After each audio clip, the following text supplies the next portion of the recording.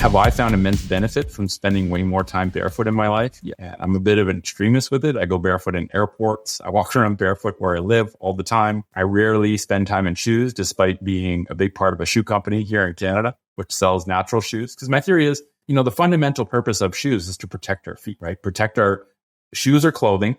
They're just clothing that we put on our feet, which we ended up calling shoes. And their primary purpose is to protect our foot from the environment around us, right? The foot is an incredibly important sensor, I would say, on par to the eyes. The amount of sensory input that it's designed to receive based on how many sensory nerves it has in the plantar side of the foot is incredible. And, sensors are important, right? If I'm using a chainsaw, I'm probably going to put protective eyeglasses on so that I protect my eyeballs because they're important sensors. What I won't do is protect my eyeballs with a blindfold while using a chainsaw because then my eyeballs don't work. And so I think we've just gotten really off course with footwear, where footwear started to be one for fashion reasons, started to be one for varying different reasons that had nothing to do with protecting the foot. And ironically, the very things that we started wearing to protect our feet are now the primary thing that's damaging our, right? It would be like, oh, I'm going to protect my eyes when I'm using this chainsaw and putting opaque glasses on that have nails that stick into our eyeballs. So not only do our eyeballs not work, we actually damage our eyes. And to the average person, they'd be like, well, what? That's the stupidest thing ever. But that's what we're doing with shoes, because when a shoe is stiff, when a shoe is pointed, when it's not foot shaped, when it sticks a huge layer of cushioning between you and the ground, your foot can't act like a sensor. You are disabling the natural stability of the foot by compressing the toes. You are immobilizing all 33 joints in each foot so they can't move anymore. And therefore, your foot turns into this numb block that no longer is capable of acting like a foot. And when you think of building a house, one of the most important parts of building a house is actually paying attention to the footings and the foundation. Because if you skip over that part and don't really care about that, you build a great house. Well, if the foundation cracks and it's built like shit, then the whole house is going to fall. It doesn't matter how well built the upper part of the house is. The footing and the foundation is extremely important, solely because everything else rests upon it. And it's not that feet are disproportionately important to everything else. But the reason I really focused and went super specialized in foot health for the past 8 years is because it was being completely ignored. And I saw this thing in clinic where everyone was coming in with foot pain.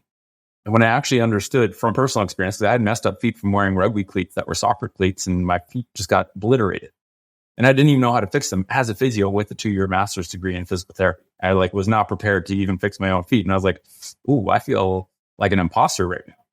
So I went down my own journey, and it turns out it's incredibly simple. Stop wearing shoes that fuck your feet up and your feet function real well. And when I saw that, I was like, I got to tell other people about this, because no one really seems to be picking this up. And there's billions of dollars in marketing budgets for footwear companies to try and convince us that you need the stiff shoe with cushion. You need this, you need this, you need that. That's going to make you a better runner. And it was all bullshit. It's all fiat bullshit. And it turns out that going barefoot is great. I think everyone should do it. You can go step on grass once a day. I love that meme of the Bitcoin world. Go walk on grass. I think it's great. But when you do need to wear shoes that respect your feet. So Soul Freedom is a company in Canada that sells natural footwear. And the reason I helped start that is because no one in Canada could actually buy natural footwear, right? They had to get it from overseas.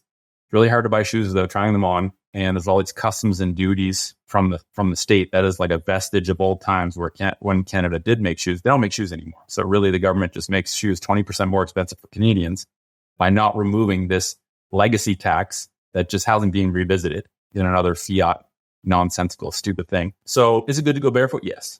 Do you need to go barefoot all the time? No. Just make sure that you're wearing natural shoes. And at minimum, get rid of the unnatural shoes that are damaging your feet actively, because almost everyone is wearing them. And almost everyone who is wearing them doesn't know that it's actually damaging their feet. And no health professional, or very few health professionals, I should say, actually bring that up as something relevant to foot health.